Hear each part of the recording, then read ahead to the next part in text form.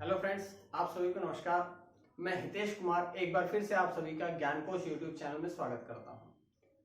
इस सीरीज में आप सभी पढ़ रहे हैं हिंदी पूरी की पूरी व्याकरण, हिंदी पूरी की पूरी वर्णमाला पढ़ी हमने सबसे पहले। उसके बाद हमने शब्द पढ़े, शब्द के पश्चात हमने वाक्य शुरू किए थे, लेकिन वाक्य की पहली वीडियो खत्म हो चुकी है। दूसरी वीडियो में आज आप लोगों के सामने लेके आया हूं। पहली वीडियो में हमने पढ़ा कि वाक्य क्या है, वाक्य के अंग कितने हैं। तो वाक्य के अंग दो हैं, उद्देश्य और विधेय। लेकिन उस वीडियो में हमने एक चीज और पढ़ी थी कि किस प्रकार से उद्देश्य का विस्तार होता है और किस प्रकार से विधेय का विस्तार होता है। अब उद्देश्य और विधेय के विस्तार के पश्चात जो आज वाक्य की वीडियो में पढ़ेंगे हम, वो है वाक्य का वर्गीकरण। वाक्य को कितने आधार पर बांटा गया है और उसके पश्चात जिन आधारों पर वर्गीकृत किया गया है उनके अधीन भी कुछ उपबंध है, उपवाक्य हैं। तो उन सबको हम आज की वीडियो में चर्चा करेंगे। तो सबसे पहले मैं एक बार आप लोगों की पृष्ठभूमि तैयार करने के लिए बता देता हूं कि सबसे पहले हमने पढ़ा था वाक्य। वाक्य क्या है? वाक्य का अर्थ है कि सार्थक शब्दों का क्रमबद्ध समूह जो अपेक्षित अर्थ प्रकट करे वही क्या कहलाएगा? वाक्य कहलाएगा। अब इस वाक्य के अंग पढ़े थे, तो मैं बताऊं कि वाक्य के दो अंग थे। सबसे पहला था उद्देश्य और दूसरा था विधेय। उद्देश्य को समझने के लिए हम कर्ता कह सकते हैं और विधेय को समझने के लिए हम क्या कह सकते हैं? क्रिया कह सकते हैं। तो ये सारी बातें मैं पढ़ा चुका हूं आप लोगों को पिछली वीडियो में। अगर आपने अभी तक नहीं पढ़ी है तो आप लोग डिस्क्रिप्शन से देख लीजिएगा, उसका लिंक मैं इसके डिस्क्रिप्शन में डाल दूंगा। अब कर्ता और क्रिया दोनों को पढ़ लिया, अर्थात उद्देश्य और विधेय दोनों को पढ़ लिया। अब इन दोनों के पढ़ने के पश्चात भी हमने एक चीज पढ़ी थी कि किस प्रकार से उद्देश्य का विस्तार होता है और किस प्रकार से विधेय का विस्तार होता है। क्योंकि आपके एग्जाम्स में पता नहीं है कहां से प्रश्न पूछे जाते हैं, लेकिन प्रयास ये किया जा रहा है कि जहां से भी प्रश्न पूछे जाएं वो सारे के सारे आपके पढ़े हुए आए। तो इसी क्रम में मैं आज इसको आगे बढ़ाते हुए पढ़ाऊंगा कि वाक्यों का वर्गीकरण। तो देखिए, वाक्यों को कितने आधार पर बांटा गया है या वाक्यों का कितने आधार पर वर्गीकृत किया गया है। तो वाक्य को दो आधार पर बांटा गया है। सबसे पहला कौन सा है? सबसे पहला है रचना के आधार पर और दूसरा कौन सा है? दूसरा है अर्थ के आधार पर। तो वाक्यों को दो आधार पर बांटा गया है या वाक्यों को दो आधार पर वर्गीकृत किया गया है। सबसे पहला कौन सा है? रचना के आधार पर और दूसरा कौन सा है? अर्थ के आधार पर। अब आपने ये भी पढ़ना है कि रचना को ही हम बनावट के आधार पर भी कह सकते हैं। अर्थात ये कहें कि रचना के आधार पर या बनावट के आधार पर तो एक ही बात रहेगी। दूसरा है अर्थ के आधार पर। तो वाक्यों का वर्गीकरण कितने आधार पर हुआ? दो आधार पर। लेकिन रचना के आधार पर भी वाक्यों को कुछ भागों में बांटा गया है। तो रचना के आधार पर वाक्यों को कितने भागों में बांटा गया है? तीन भागों में बांटा गया है। और अगर अर्थ के आधार पर बात करें तो अर्थ के आधार पर भी वाक्यों को कुछ भागों में बांटा गया है। और अगर प्रश्न पूछता है कि कितने भागों में बांटा गया है तो 8 भागों में। अर्थात वाक्यों को दो भागों में बांटा गया है, रचना बनावट या अर्थ के आधार पर। उसके पश्चात रचना या बनावट के आधार पर वाक्यों को कितने भागों में बांटा गया? 3 भागों में। और अर्थ के आधार पर वाक्यों को कितने भागों में बांटा गया? 8 भागों में। तो आज की वीडियो में हम उन 3 भागों को और उन 8 भागों को एक एक करके पढ़ेंगे। तो सबसे पहले शुरू करते हैं रचना या बनावट के आधार पर।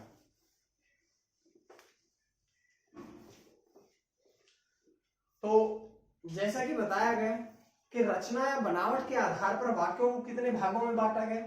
3 भागों में। मैं यहां लिख देता हूं, रचना या बनावट के आधार पर 3 भागों में बांटा गया है। सबसे पहला है सरल वाक्य, दूसरा कौन सा है? दूसरा है मिश्रित वाक्य और तीसरा है संयुक्त वाक्य। रचना के आधार पर वाक्यों को कितने भागों में बांटा गया? 3 भागों में बांटा गया। सबसे पहला है सरल वाक्य, दूसरा है मिश्रित वाक्य और तीसरा है संयुक्त वाक्य। अब इनको एक एक करके पढ़ेंगे। तो सबसे पहले नंबर आता है सरल वाक्य का। अब आप लोग ये देखिएगा कि जैसा कि नाम से ही है सरल वाक्य। सरल मतलब आसान सा, साधारण सा वाक्य। अब मैंने आप लोगों को थोड़ा सा, आप लोग बैक में रिवाइज करिएगा कि वाक्य के अंग बताए थे। तो वाक्य के अंग कितने हैं? 2 हैं। अभी अभी बताया था कि सबसे पहला है उद्देश्य और दूसरा है विधेय।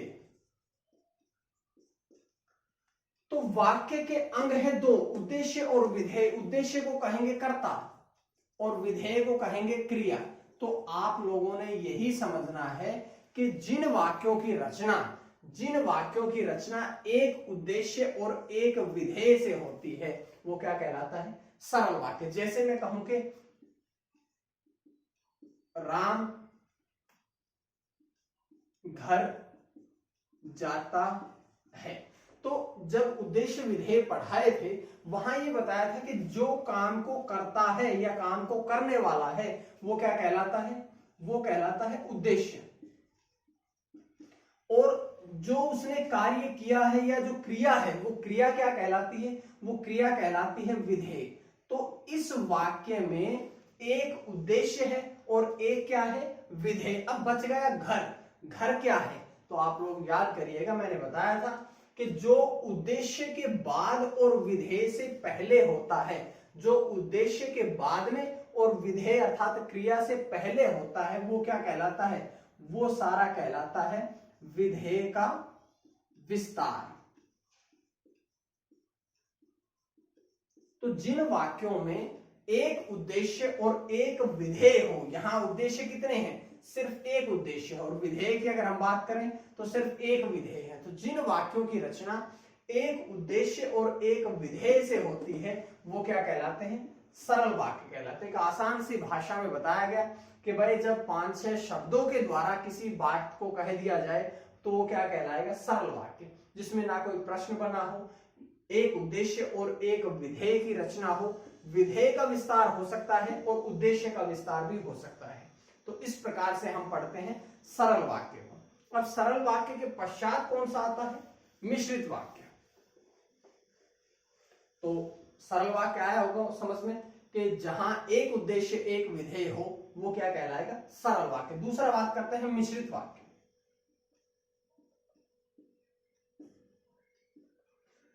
जैसा कि नाम से ही लिखा है मिश्रित, मिश्रित मतलब मिला हुआ, अर्थात जब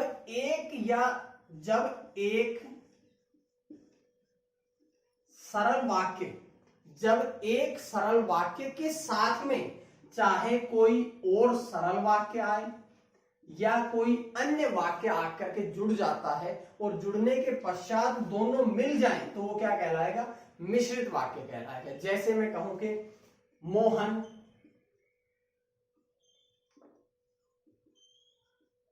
बाजार जाएगा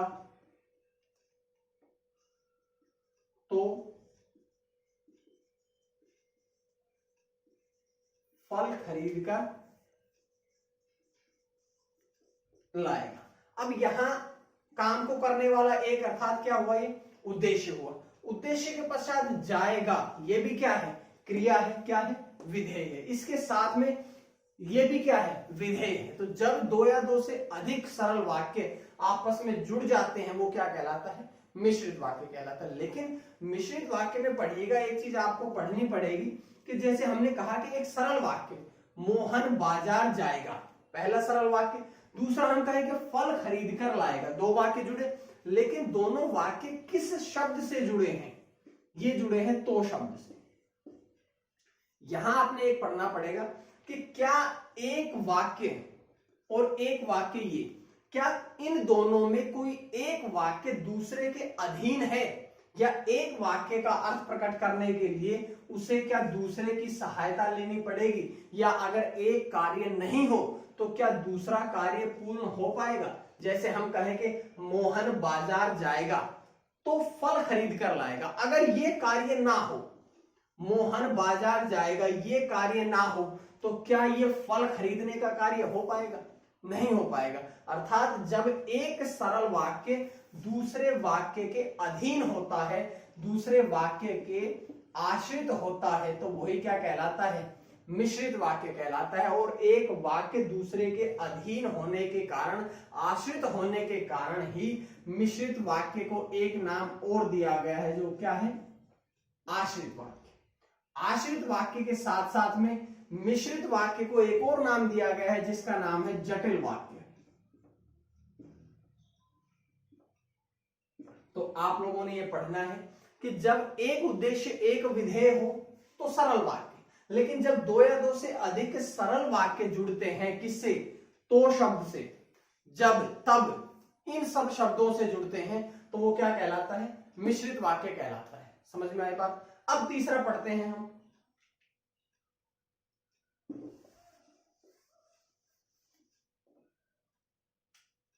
संयुक्त वाक्य।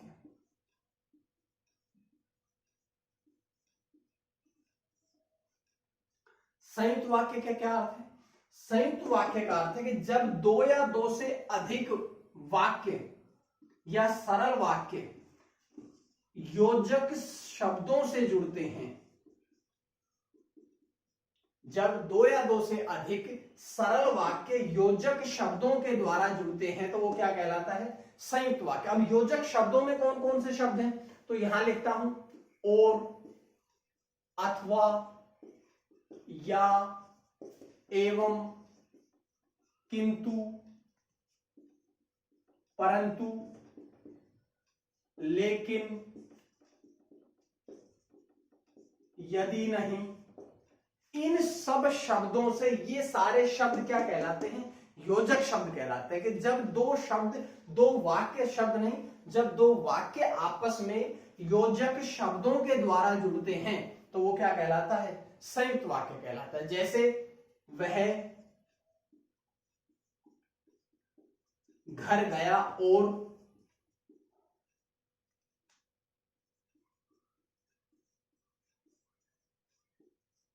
साइकिल ले आया। एक सरल वाक्य और दूसरा सरल वाक्य, दोनों जुड़े किससे? और शब्द से। तो और क्या है? योजक शब्द है। तो जब दो सरल वाक्य योजक शब्दों के द्वारा जुड़ते हैं, ये सारे के सारे जो शब्द हैं ये योजक शब्द कहलाते हैं। तो इन सब शब्दों से जो वाक्य जुड़ेगा वो क्या कहलाएगा? संयुक्त वाक्य कहलाएगा। लेकिन आप लोग ये देखिएगा, पिछला मिटाया नहीं है, इसीलिए कि यहां तो शब्द से जुड़ा, यहां भी सरल वाक्य, ये भी सरल वाक्य, ये भी सरल वाक्य और ये भी सरल वाक्य। यहां तो शब्द से जुड़ गया और यहां और शब्द से जुड़ गया। अब दोनों में अंतर क्या है? यहां जो मिश्रित वाक्य में शब्द जुड़ेंगे, उनसे जुड़ने वाले शब्द हैं जब, तब, यहां, वहां,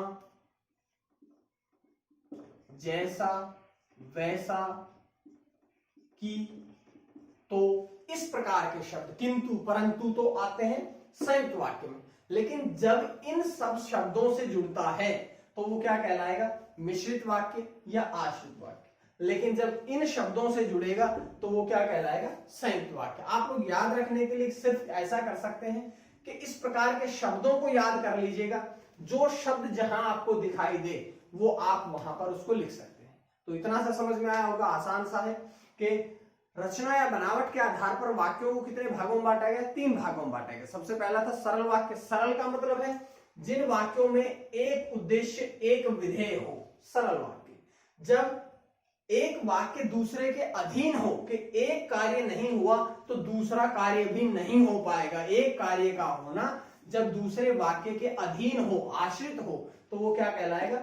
मिश्रित वाक्य। मिश्रित वाक्य का ही दूसरा नाम क्या है? आश्रित वाक्य, या इसी को हम क्या कह सकते हैं? जटिल वाक्य। उसके पश्चात बात करते हैं संयुक्त वाक्य की। जब दो या दो से अधिक सरल वाक्य योजक शब्दों के द्वारा जुड़ते हैं, और, अथवा, या, एवं, किंतु, परंतु, लेकिन, यदि नहीं, फिर भी, इन सब शब्दों से जुड़ते हैं, तो वो क्या कहलाता है? संयुक्त वाक्य। तो आपने ये योजक शब्द भी याद रखने हैं और उसके साथ में मिश्रित शब्द में प्रयोग होने वाले शब्दों का भी आप लोगों ने रटना है, याद करना है। उसके पश्चात ये थे आपके रचना या बनावट के आधार पर। अब हम पढ़ेंगे अर्थ के आधार पर।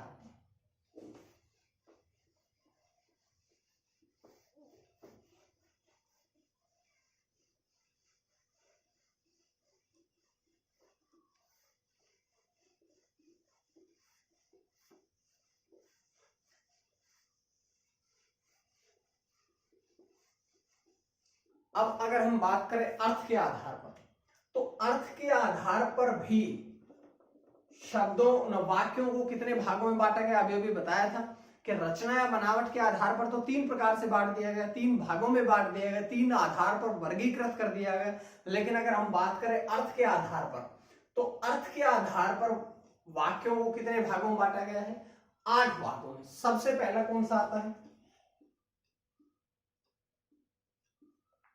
विधानवाचक वाक्य। जैसे इसको समझने के लिए आप अब देखो, पहले हमने बनावट के आधार पर पढ़े थे, रचना किस प्रकार से होती है, वाक्यों की बनावट किस प्रकार से होती है। लेकिन अगर हम पढ़े विधान, किस आधार पर पढ़ेंगे, अर्थ के आधार पर। अब हमने उन वाक्यों का मीनिंग देखना है, अर्थ देखना है। तो सबसे पहले हम बात करते हैं विधानवाचक वाक्यों की। विधानवाचक का अर्थ क्या है, मैं कहूंगे मोहन घर जाता है। मोहन घर जाता है कैसा वाक्य है, विधानवाचक वाक्य। अर्थात किसी भी वाक्य के द्वारा जब किसी कार्य का करना या किसी कार्य का होना दर्शाया जाए तो वो क्या कहलाता है, विधानवाचक वाक्य। अब इस वाक्य में साधारण से शब्दों में क्या बताया गया है, एक किसी कार्य का घटित होना बताया गया है कि मोहन जो है वो कहां पर चला गया, घर चला गया। आसान से शब्दों में ये बता दिया गया। लेकिन जैसे ही आपने ये पढ़ा कि मोहन घर जाता है, तो आपके दिमाग में तुरंत ये आएगा कि मोहन घर जाता है तो कौन सा वाक्य भी हो सकता है, मोहन घर जाता है। ये तो विधानवाचक वाक्य में भी यही पढ़ा दिया और सरल वाक्य में भी यही पढ़ाया था। लेकिन मैं आपको बताऊंगा कि सरल वाक्य किस आधार पर बटा हुआ था, सरल वाक्य था रचना या बनावट के आधार पर, और विधानवाचक वाक्य किस आधार पर बटा होता है, अर्थ के आधार पर। बहुत बार आपके एग्जाम में आता है, पिछली बार आपको ये एग्जाम में आया भी था, इस प्रकार का प्रश्न पूछा गया था, और वो ये पूछा गया था कि ये विधानवाचक है या सरल वाक्य है। तो आप लोगों ने ये ध्यान रखना है कि ये सरल वाक्य भी है और ये विधानवाचक वाक्य भी है। अगर एग्जाम में पूछता है कि अर्थ की दृष्टि से ये कौन सा वाक्य है, तो अर्थ की दृष्टि से सरल वाक्य होता है या फिर विधानवाचक वाक्य होता है। तो अर्थ की दृष्टि से तो विधानवाचक है, तो ये विधानवाचक हुआ। लेकिन अगर आपसे पूछता है कि रचना की दृष्टि से कौन सा वाक्य है, तो रचना की दृष्टि से कैसा वाक्य होगा, सरल वाक्य। क्यों, क्योंकि देखो मोहन, मोहन क्या है, काम को करने वाला, एक उद्देश्य हुआ, और एक उद्देश्य के पश्चात जो बताया गया है घर जाता है, ये विधेय हुआ। तो जहां एक उद्देश्य और एक विधेय की रचना होगी वो क्या कहलाएगा, सरल वाक्य। लेकिन किसी भी काम का करना या होना प्रकट किया जाएगा तो वो क्या कहलाएगा, विधानवाचक वाक्य। तो आप लोगों ने ये आसान तरीके से पढ़ना है कि अगर हम सरल वाक्य को विधानवाचक वाक्य के रूप में पढ़ेंगे तो एग्जाम को ध्यान में रखते हुए आप लोगों ने प्रश्न का आंसर देना है, ठीक है। तो उसके पश्चात दूसरा भाग,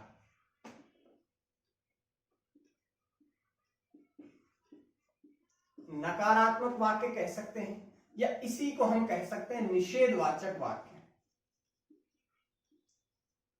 अब जैसा कि नाम से ही नकारात्मक मतलब है कि जहां नेगेटिव सेंस आए, निषेध का मतलब ये जहां नेगेटिव सेंस आए।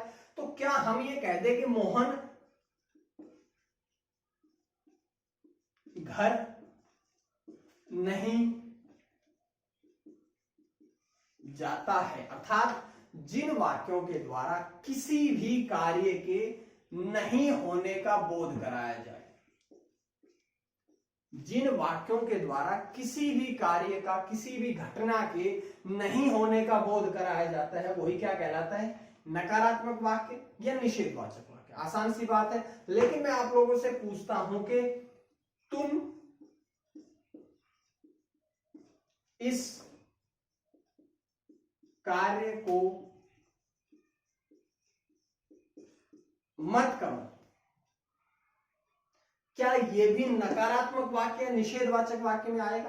भाई यहां ना ना नहीं का तो प्रयोग है नहीं, लेकिन यहां पर एक शब्द का प्रयोग है, मत। मत जो है वो अपने आप में निषेध सूचना देता है। निषेध सूचना का अर्थ यह है कि अपने आप में नकारात्मक सेंस देता है तो क्या हम इस वाक्य को भी नकारात्मक या निषेधवाचक वाक्य कहते हैं? क्योंकि मत शब्द का प्रयोग हमेशा निषेध के रूप में होता है, नेगेटिव सेंस प्रकट करने के लिए होता है। लेकिन आप लोगों ने यह ध्यान रखना है कि मत शब्द का प्रयोग निषेध तो होता है, लेकिन यह हमेशा आज्ञा सूचक के रूप में प्रयोग किया जाता है कि तुम वहां मत जाओ, तुम इस काम को मत करो, तुम बहुत ज्यादा मोबाइल मत देखो। तो वो किस में आएगा? वो एक आज्ञा सूचक के रूप में प्रयोग किया जाता है। तो अगर आज्ञा देने के लिए प्रयोग किया जाता है तो हम उस वाक्य को कहेंगे आज्ञा सूचक या आज्ञावाचक वाक्य। तो ये आपका निषेध या नकारात्मक में नहीं रहेगा, बल्कि ये कैसा होगा? आज्ञावाचक, क्योंकि मत शब्द के द्वारा किसी भी प्रकार की आज्ञा दी जाती है। तो आसान सा है, ये समझ में आया होगा। सबसे पहले विधानवाचक, मतलब आसान से साधारण से शब्दों में ये बताया जाए कि किसी काम का करना या होना पाया गया है तो कौन सा कहलाएगा? वो विधानवाचक। दूसरा, अगर हम नकारात्मक या निषेध सूचना देकर तो वो कैसा कहलाएगा? नकारात्मक निषेध नकारात्मक वाक्य। जब आज्ञा किन्हीं वाक्यों के द्वारा आज्ञा दी जाएगी तो वो क्या कहलाएगा? आज्ञावाचक। और उसके पश्चात एक आता है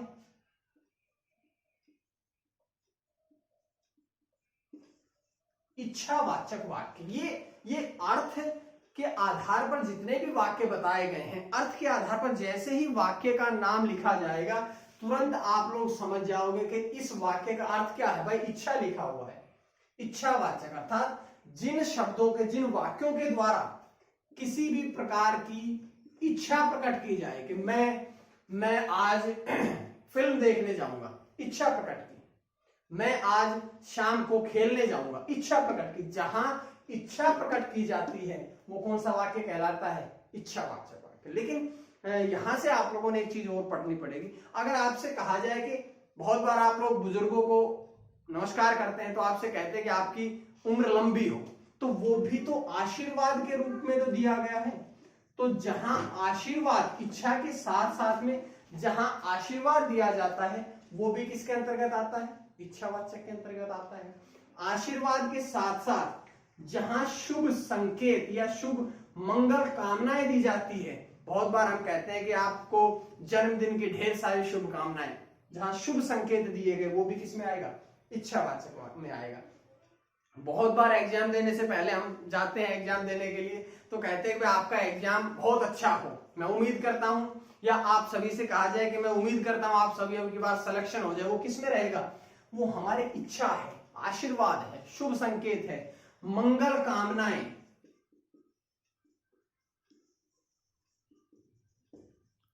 वो भी किसमें आएगा? इच्छावाचक वाक्य में। तो जहां जिन शब्दों के द्वारा इच्छा प्रकट की जाती है, आशीर्वाद दिए जाते हैं, शुभ संकेत दिए जाते हैं, मंगल कामनाएं दी जाती है, वो सारे के सारे वाक्य किसमें आते हैं? इच्छावाचक वाक्यों में आते हैं। और इच्छावाचक वाक्यों के बाद एक और आता है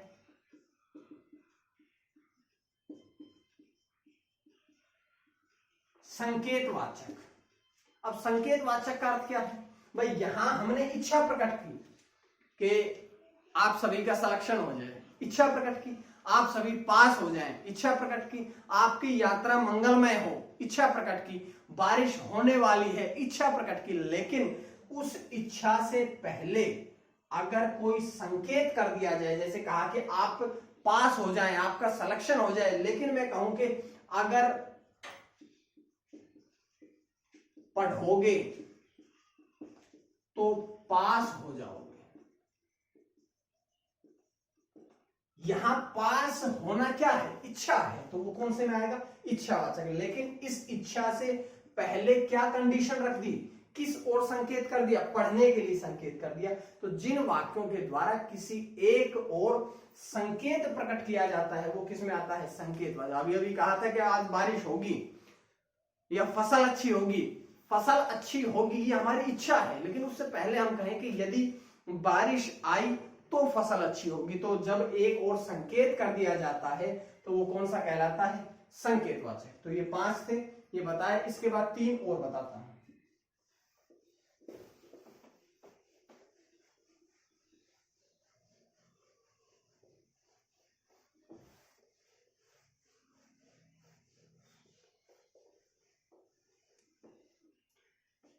इसके बाद है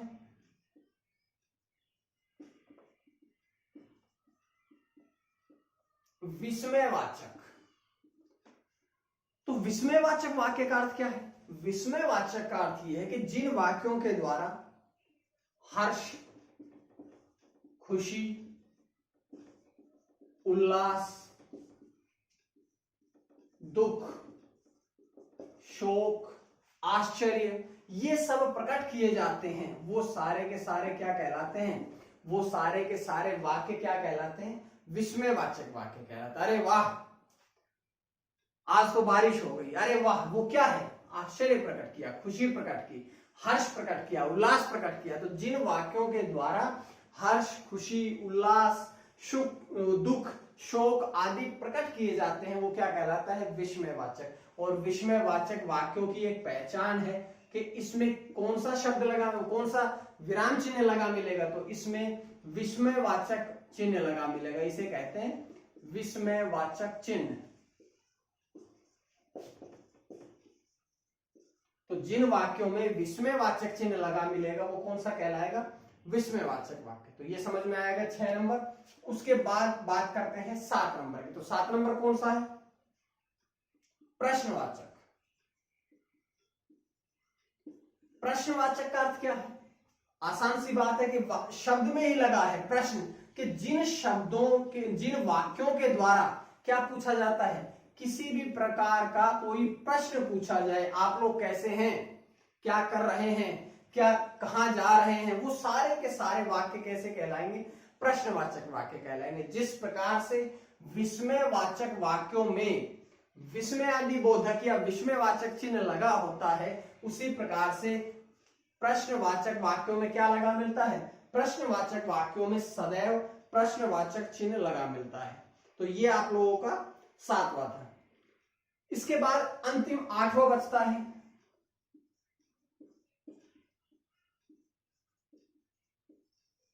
संदेहवाचक वाक्य। अर्थात जिन वाक्यों, नाम से ही पता है संदेह मतलब सस्पेंस, जिन वाक्यों में आप श्योर ना हो पाए, कि जैसे